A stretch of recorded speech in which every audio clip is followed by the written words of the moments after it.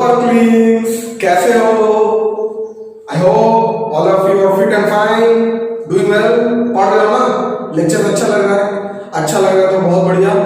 थोड़ा सा अपने जो दोस्त है उसको थोड़ा शेयर कर देना जिसको जरूरत है, बिकॉज इस टाइम पे बहुत सारे लोग सब ऑफलाइन क्लासेस बंद है और कॉन्सेप्चुअल स्टडीज बहुत जगह नहीं होता है, तो बेचारा कहाँ से पढ़े, कहाँ से रट्टा मारे.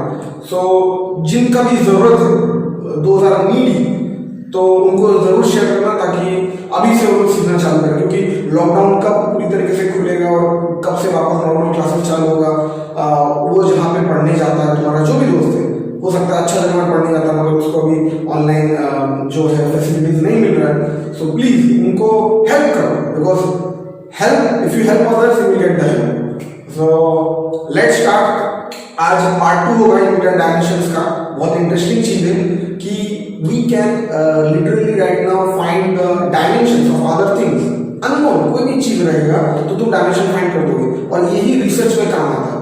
कि मैंने बोला था प्रीवियस लेक्चर में, अगर नहीं देखो तो देख लो, कि एप्लीकेशंस का ये है कि तुमने एक कोई नया क्वांटिटी फाइंड किया, एक कोई नया कॉन्सेप्ट फाइंड किया, तो वो कॉन्सेप्ट राइट है कि रॉन्ग है उसको देखने के लिए उसका डायमेंशन फाइंड आउट करना पड़ता है, और उस तरीके से तुम पकड़ समझ सकते हो कि तुमने जो फॉर्मूला बनाया वो राइट है कि रॉन्ग है.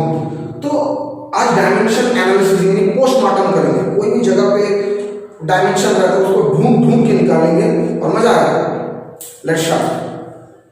सो डायमेंशन एनालिसिस का जो एक प्रिंसिपल है, बहुत फेमस प्रिंसिपल है, कि प्रिंसिपल 11 का पढ़ा रहा हूँ, ओके. 12 लोग अभी पढ़ चुके हो, अब कोई बात नहीं होगा तो दोबारा देख लेना, अच्छे से नहीं पढ़े थे तब तो. Homogeneity, okay. ये बहुत होमो सेमनेस होना चाहिए. जो डायमेंशंस है इस कानून के मुताबिक कि left hand side right hand side में अगर दो फिजिकल प्रॉपर्टी, फिजिकल क्वांटिटी है. अब देखो ये बहुत इंटरेस्टिंग चीज है कि जो डायमेंशंस होते हैं वो किन का होता है. तुम्हारा डायमेंशन है, मेरा डायमेंशन. हाँ, 3D डायमेंशन में हम लोग वर्ल्ड जीते उसके बारे में नहीं बात कर रहा हूँ, मगर जैसे कि torque, force, moment of inertia और भी जितना भी वर्क एनर्जी, फिजिकल क्वांटिटीज है, उनका डायमेंशन होते हैं.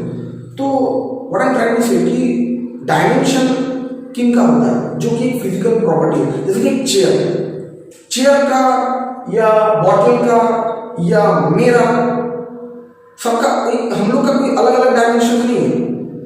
We can be only govern by 3D. हम लोग 3D वर्ल्ड में जीते हैं, मगर हम लोग का खुद का कोई डायमेंशन नहीं है. एक ऑब्जेक्ट का खुद का डायमेंशन नहीं होता है, because it's a physical thing. But उस फिजिकल थिंग का अलग अलग फिजिकल प्रॉपर्टी होता है. लाइक उसका कोई वेट, उसका मास, उसका फोर्स, उसको मैं फेंकूं तो उसका काइनेटिक एनर्जी, ये जो अलग अलग, उसको घुमाऊं तो उसका टॉर्क, ये सब जो चीज रहता है ना, ये फिजिकल प्रॉपर्टी का, फिजिकल क्वांटिटीज का डायमेंशन रहता है. और क्वांटिटी जैसे क्वांटिटी हम लोग मेजर कर सकते हैं, क्वांटिटी से क्वांटिटी को हम लोग प्लस करते हैं, क्वांटिटी से क्वांटिटी को हम लोग माइनस कर सकते हैं, मल्टीप्लाई कर सकते हैं, सब कुछ कर सकते हैं.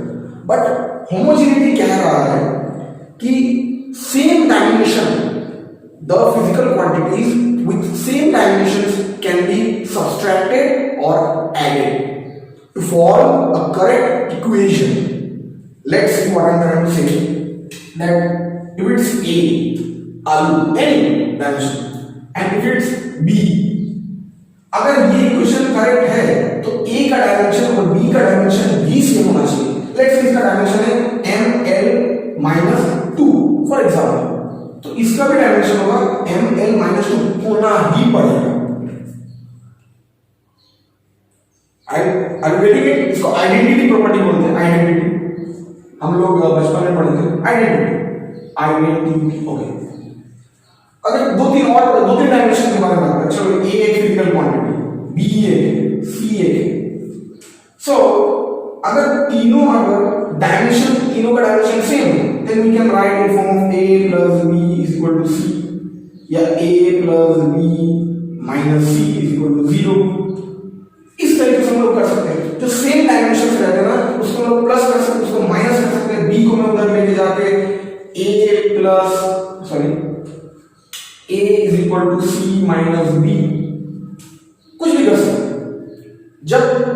की प्रॉपर्टी के मुताबिक वो यही कहता है।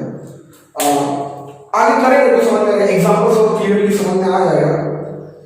तो जो फिजिकल क्वांटिटीज अगर मैं जोड़ पा रहा हूं और वो भी वैसी फिजिकल क्वांटिटी को जन्म दे रहे हैं, फॉर एग्जांपल कि I have a mass, for example a एक बड़ा मास है और वैसे ही सेम मास एक बी, ए और बी दो मासेस है, ओके।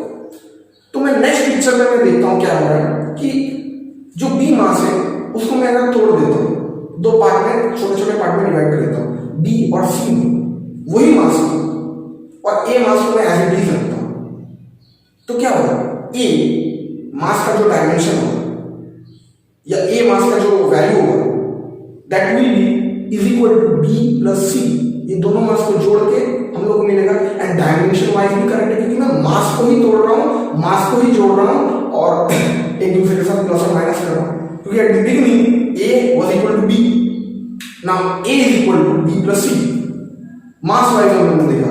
अगर फॉर एग्जांपल फोर्स के बारे में बात करते हैं, लेट सी एज्यूम कि ये एक बॉक्स है, ठीक है, तो इसके ऊपर मैं F1 फोर्स लगा रहा हूं, इस साइड में मैं F2 फोर्स लगा रहा हूं, ये एक पिक्चर है और इसका एक्सेलरेशन 0 है, यानी ना इधर जा रहा है ना उधर जा रहा है, that means F1 is equal to F2, बराबर सेम क्वांटिटी इक्वल तो होगा, ये सब पहली बात है, इसको हम लोग सब्सट्रैक्ट कर सकते हैं, F1 is equal to F2 है ना।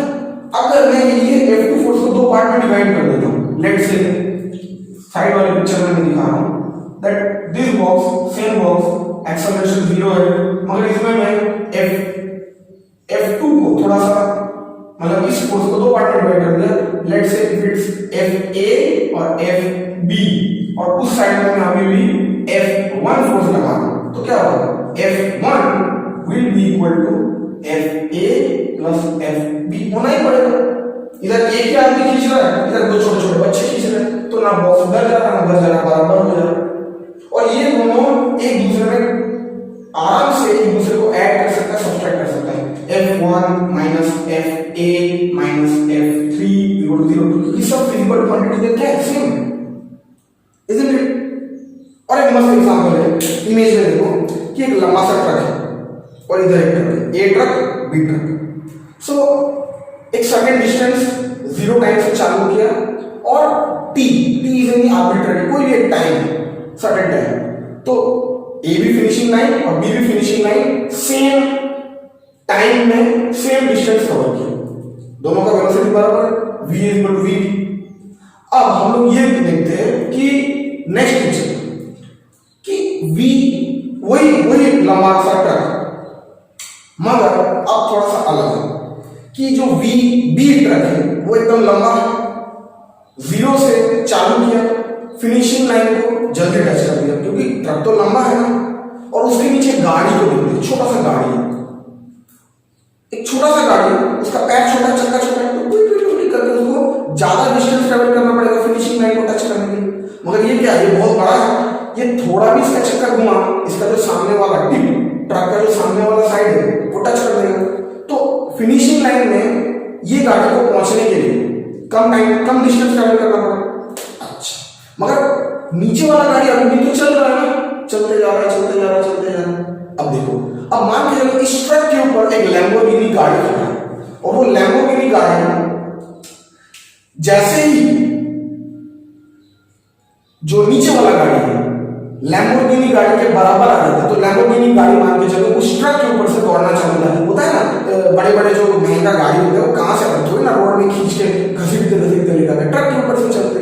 अरे जहां गाड़ी शिप के ऊपर एरोप्लेन होता है तो ट्रक के ऊपर गाड़ी क्यों नहीं बैठ सकते, तो जैसे ही ये तो कम डिस्टेंस ट्रेवल करते हैं, छोटा सा डिस्टेंस ट्रेवल किया, फिनिशिंग लाइन टच करते, नीचे वाला गाड़ी अभी भी चल रहा है, जैसे ही फिनिशिंग लाइन को बड़ा वाला ट्रक चालू टच कर दिया और ये जो छोटा वाला गाड़ी है ये मान के चलो ट्रक के बिल्कुल पीछे साइड में जस्ट एंटर किया, पीछे वाला जो वो जितना तक उसका एंड साइड है उसको जस्ट टच किया और तुरंत ट्रक के ऊपर वाला गाड़ी चलना चालू कर दिया, तो अब तो डिस्टेंस बहुत कम रहेगा क्योंकि ट्रक का जो लेंथ होगा गाड़ी तो उतना ही जाएगा और नीचे वाला गाड़ी भी उतना जाएगा। तो अब देखो क्या रिलेशन क्या मिल सकता है कि बड़ा वाला ट्रक एक सर्टेन डिस्टेंस ट्रेवल किया, ऊपर का गाड़ी एक सर्टेन डिस्टेंस ट्रेवल किया, एक सर्टेन टाइम में, तो ट्रक का वेलोसिटी वीवी, ऊपर का गाड़ी वीसी, तो VV plus VC will be equal to जो नीचे वाला गाड़ी है, दैट छोटा वाला गाड़ी। क्योंकि टाइम उतना टाइम के जब दोनों एंडिंग लाइन में पहुंच रहे हैं तो टाइम स्टॉप हो रहा है, एक ही साइड साथ फिनिशिंग लाइन को टच कर रहा है, मगर ऊपर का जो वेलोसिटी है दो पार्ट में डिवाइड हो गया। थोड़ा सा ट्रक किया और ट्रक के ऊपर वाला गाड़ी किया। क्यों गाड़ी को करना पड़ा? क्योंकि नीचे वाला गाड़ी को थोड़ा सा ज्यादा डिस्टेंस ट्रेवल करना पड़ेगा ना, डिस्टेंस को फिनिशिंग लाइन को टच करने के लिए।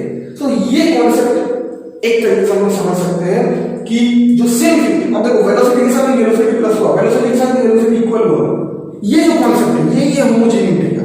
अब डायरेक्टली हम लोग मैथमेटिकल न्यूमेरिकल काम कर लेते तो फटाक से निकाल लेंगे किसका कितना डायमेंशन, किसका कितना डायमेंशन, मतलब कॉन्सेप्ट होना जरूरी है, मतलब समझेंगे कैसे कि कहां अप्लाई होगा।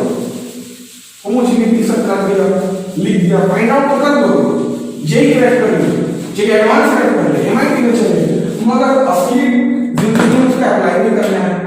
ओके चलो, लेट्स से कि x is equal to half G T square. ये बहुत सिंपल है कि अगर मैं ऊपर से t is equal to 0 time में एक बॉल को ड्रॉप करूं और t is equal to t second, एक सेकंड टाइम, t टाइम बाद अगर ये ग्राउंड को रीच कर रहा है तो इसके ऊपर g एक्सेलरेशन काम कर रहा है, वो टच कर रहा है, ये सब घटना है। तो और क्योंकि इनिशियल वेलोसिटी 0 है तो x equal to ut plus half a t square हम पढ़ते हैं। तो देखो ये x का जो डायमेंशन है ये मेरे को फाइंड आउट करने दे रहा है, क्या ये इक्वेशन करेक्ट है? मैंने बोला था कि कोई भी इक्वेशन करेक्ट होने के लिए चेक करना पड़ता है। लेट्स सी जी एक्सेलरेशन, हम लोग को पता है ना जी मतलब क्या होता है? Acceleration, change in velocity divided by change in time. Velocity कितना क्या होता है?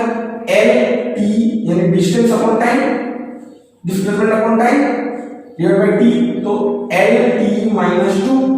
अच्छा टाइम का स्क्वायर, तो देखो हाफ ये जो है ये एक वैल्यू है ना, ये एक नंबर है, इट्स नॉट डायमेंशन, तो इसको हम लोग नेगलेक्ट करेंगे क्योंकि डायमेंशन तो फिजिकल क्वांटिटी का होता है, नंबर थोड़ी ना फिजिकल क्वांटिटी।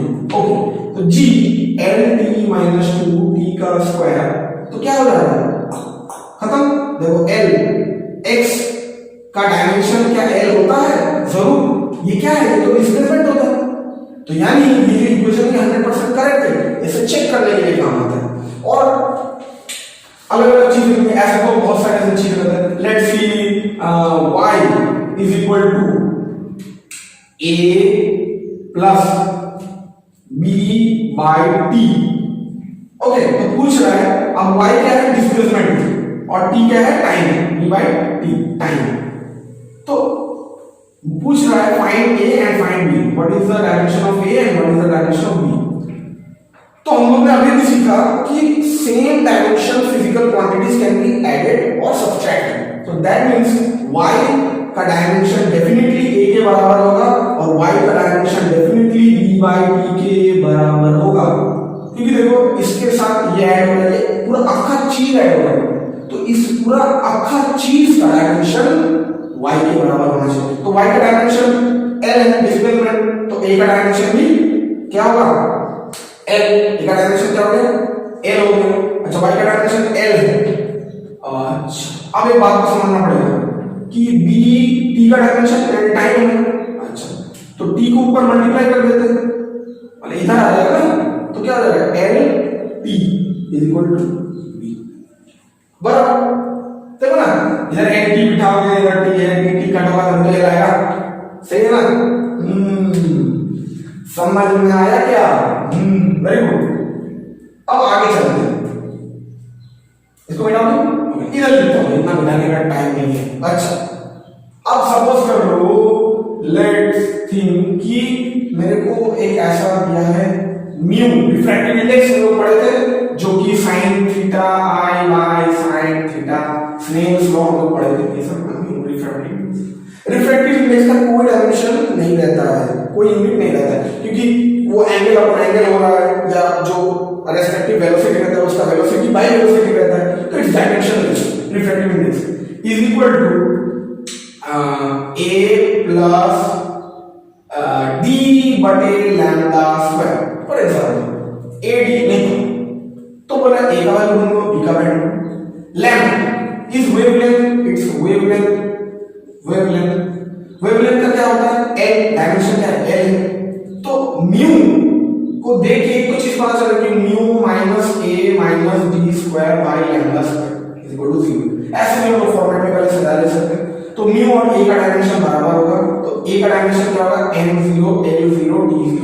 डायमेंशन 0 मत लिख देना भाई, डायमेंशन नहीं है मतलब m0 l0 d0। अच्छा, और same D square by lambda square का डायमेंशन यही होना चाहिए क्योंकि ये सबट्रैक्ट ऐड, मगर ये D square by lambda square का पूरा, तो D square by lambda square is equal to, अच्छा इसको डी स्क्वायर नाम लिखिए, डी स्क्वायर लिखिए क्योंकि डी स्क्वायर की जरूरत नहीं क्योंकि इसका तो डायमेंशन हमको अभी पता नहीं है ना। डी बाई लैम्डा स्क्वायर थोड़ा सिंपल कर दो, अभी इतना हार्ड चलेगा तो प्रॉब्लम। सो लैम्डा स्क्वायर के जगह में हम लोग नेक्स्ट स्टेप में क्या लिखेंगे, लेट है उसका डायमेंशन, तो डी लैम्डा स्क्वायर उधर जाएगा तो क्या होगा m0 लैम्डा स्क्वायर t0। तो डी का डायमेंशन क्या हो गया लैम्डा बराबर, देखो फील कर सकते हो लैम्डा स्क्वायर ये लेंथ का स्क्वायर है, इसको भी तो लैम्डा स्क्वायर होना पड़ेगा तभी तो कट कट होके खत्म हो जाएगा। कैसा लग रहा है, सिंपल है ना। अरे ये सब अरे फिजिक्स अगर मैं कर सकता हूँ तो मेरे को लगता है एक पानी का बच्चा बहुत सिंपल है सच्ची में, ये एकदम हार्ड चीज नहीं है फिजिक्स, क्योंकि नेचर का लॉ रहता है ना, इसमें कोई बनावटी चीज नहीं रहती है, इट्स एक्चुअली फेल्ट फीलिंग वाला चीज रहता है। अब जो चीज फील कर सकते हो उसमें थोड़ी ना कुछ याद रखना पड़ेगा, मेरे को तो याद रखने में प्रॉब्लम होता है, मेरे को लोग बजनी बोलते हैं, मैं भूल जाता हूँ। बट कॉन्सेप्ट अगर रहता है तो कोई चीज याद रखने की जरूरत नहीं है, ह्यूमन ब्रेन इतना खतरनाक है, कोई भी चीज को देखते समझ जाता है। ओके हमारी और जरूरी है। अच्छा याद देखते हैं, मान के चलो कि z कोई एक arbitrary term z is equal to sine x t ऐसा है। अच्छा तो हम लोग को z नहीं दिया है, इसका डायमेंशन नहीं पूछ नहीं रहा है, ऐसे बोले कि नो कोई डायमेंशन हम लोग कुछ बताया नहीं, हम लोग बस पूछा है what will be the dimension of x। अब प्रॉब्लम में आ गए कि सर अगर कोई एक डायमेंशन नहीं रहा तो मैं कंपेयर कैसे करूंगा, तो जाहिर सी बात है कि जो चीज उसके साथ ऐड या सब्सट्रैक्ट होता है उसका डायमेंशन हम लोग को लेना पड़ता है। तो z का भी डायमेंशन नहीं है, बाकी चीज का भी डायमेंशन नहीं है, तो देखो साइन के साथ जो भी कनेक्टेड रहता है वो कौन है थीटा एंगल। अच्छा थीटा हम लोगों ने पढ़ा था कि इट इज डायमेंशनलेस, थीटा का डायमेंशन क्या होगा m0 l0 t0। Very good. अच्छा ये भी तो थीटा होगा ना, ये x t मिला के पूरा थीटा होगा, तो x t is equal to m0 l0 t0। अब t की जगह में मैं क्या लिख सकता हूँ, t तो टाइम है, t कोई भी जगह छोटा t मतलब टाइम नहीं होगा। अच्छा ये t ऊपर ये नीचे जाएगा, ये नीचे जाएगा तो देखो तो x m0 l0 t minus 1 नहीं होगा, t तो नीचे जाएगा डिवाइड होगा, नीचे t के ऊपर जाएगा t माइनस 1, तो x का डायमेंशन क्या होगा समझे। कभी कभी देख के भी एज्यूम करना पड़ता है कि इधर क्या होना चाहिए, जो होना चाहिए बस उसी का डायमेंशन के साथ फिट करके एजम्पशन करो। जरूरी नहीं कि हमेशा तुम्हारे बायां और दायां में कोई नोन डायमेंशन या डायमेंशनलेस फिजिकल क्वांटिटी रहेगा जिसे तुम हमेशा कंपेयर कर पाओगे।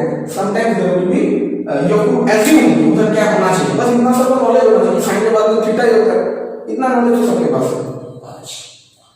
अब एक मस्त हम लोग न्यूमेरिकल करते हैं, a is equal to b e raise to f, कोई भी नहीं, ये f आर्बिट्ररी फ्रीक्वेंसी वाला f नहीं, आर्बिट्ररी।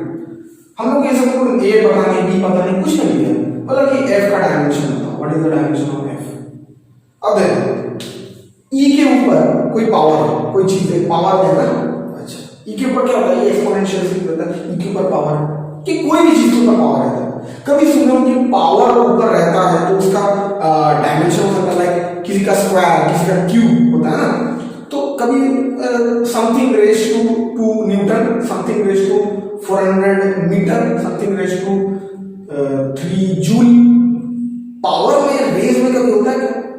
तो सिंपल कॉन्सेप्ट, ये सब छोटे बड़े क्वेश्चन रहते हैं, एमसीक्यू रहता है। तो एफ पावर में, तो एफ पावर में है तो इधर कॉन्सेप्ट समझना पड़ेगा कि पावर में कुछ नहीं है, दैट विल बी डायमेंशनलेस, क्योंकि power it's a number, number का कोई डायमेंशन नहीं होता है।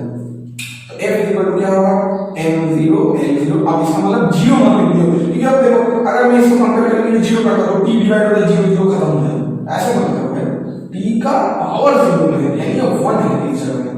ओके ओके ओके, कोई लेट्स से कि y रेज टू n ऐसे बोले, तो बोला कि n का डायमेंशन क्या है, ऑब्वियसली n का डायमेंशन नहीं होगा।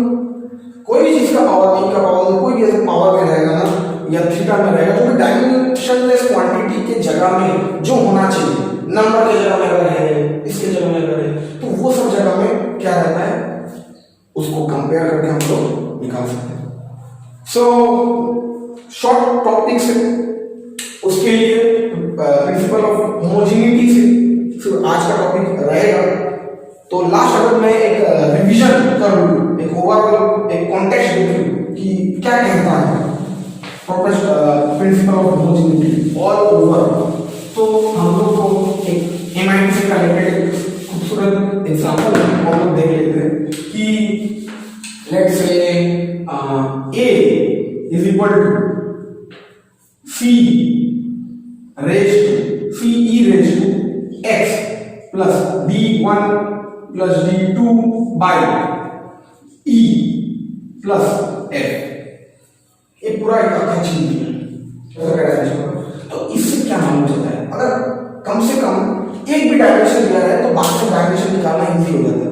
मगर हम लोग अभी ये समझेंगे कि ओवरऑल कि किसके साथ कौन सा डायमेंशन बराबर होता है। तो देखो a के साथ a का डायमेंशन, f का dimension, overall c e raise to x का dimension, d1 plus d2 by e का डायमेंशन, ये पूरा आखा ये टोटल इन चार का डायमेंशन क्या होगा, ये तो क्योंकि सब एक दूसरे में प्लस माइनस होगा। अच्छा अब देखो d1 और d2 ये आपस में इन दोनों का डायमेंशन सेम होगा। ओवरऑल डायमेंशन a के बराबर होगा, मगर d1 और d2 क्योंकि उन दोनों प्लस हो रहे, I told you anything added और सब्ट्रैक्टेड, तो d1 d2 आपस में प्लस हो रहे हैं, तो इनका डायमेंशन डेफिनेटली प्लस होगा।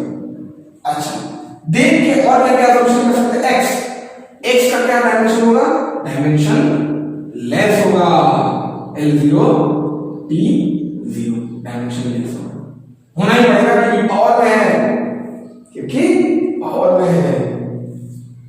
क्लियर हुआ? So this is the concept overall principle of homogeneity. Tomorrow we will be coming with another lecture. Study daily, calm your mind। और एक चीज है बच्चों, एक चीज बताना चाहूंगा कि देखो कॉन्सेप्ट से जहां से पढ़ रहे हो, जितना भी सारा जगह से पढ़ो, एक नहीं 3 जगह से पढ़ो, मगर कॉन्सेप्ट से अगर पढ़ रहे हो ना एक ही चीज को, तो इट वुड बी बेटर। मगर एक मान के चलो तुमने कॉन्सेप्ट से एक चीज को बहुत मेहनत से समझा, तुम्हारा दिमाग लगाया और कोई जगह में रटवा के फटाफट कोई ट्रिक के थ्रू तुमको कुछ भी तरीके से समझा दिया, चाहे वो कोई भी जगह से हो सकता है। कि मजबूरी कोई जगह रहता है ना कि हाँ लाइव क्लास करना ही पड़ेगा, कोई स्कूल बोलता है नहीं लाइव क्लास अटेंड करना ही पड़ेगा, okay I am not talking about that. मगर तुम अगर उसमें कोई जगह से तुमने कॉन्सेप्चुअली समझा और वही चीज को तुम रट्टे तरीके से बाद में समझा, तुमको रटवाया गया बाई चांस, तो तुम्हारा जो मेहनत का कॉन्सेप्ट है ना वो रट्टा के साथ क्लैश हो जाएगा, क्योंकि तुम तो उस चीज को समझते थे अलग तरीके से। अब तुमको सिखाया जा रहा है नहीं इसके बाद इसको याद रखो, इसके बाद इसको याद रखो, अब तुम याद रखो कि समझोगे। तो प्लीज जहां से तुमको सहूलियत मिल रहा है समझने का, एक जगह से या 2 जगह से जहां से समझ में आ रहा है उस समझने का कॉन्सेप्ट से उसको चपट को याद रखो। जरूरी नहीं है कि हम लोग को 5 जगह से समझ के याद रखना पड़ेगा, उल्टा तो खिचड़ी हो जाएगा ना। अब देखो तो प्रिंसिपल ऑफ होमोजेनिटी यही कॉन्सेप्ट है ना, इसके अलावा और क्या कुछ बोल सकता है, तरीका अलग होगा ना। मगर तुमको अगर एक चीज टॉप टू बॉटम समझ में आता है तो उसी चीज को दोबारा अलग तरीके से करने की कोई जरूरत नहीं, समझ रहे ना, कंफ्यूज हो जाओगे तुम लोग क्या कहते हैं लिए और कोई नहीं। बहुत सारे लेक्चर्स हैं, I am not talking about vibrant, there are so many institutes जो बहुत कॉन्सेप्चुअल पढ़ाते हैं, तो तीन जगह से पढ़ो, मगर जहां नहीं हो रहा है ना उधर मत जाओ. I only think about you because you are my everything. Love you. See you in the next video. Rock and roll.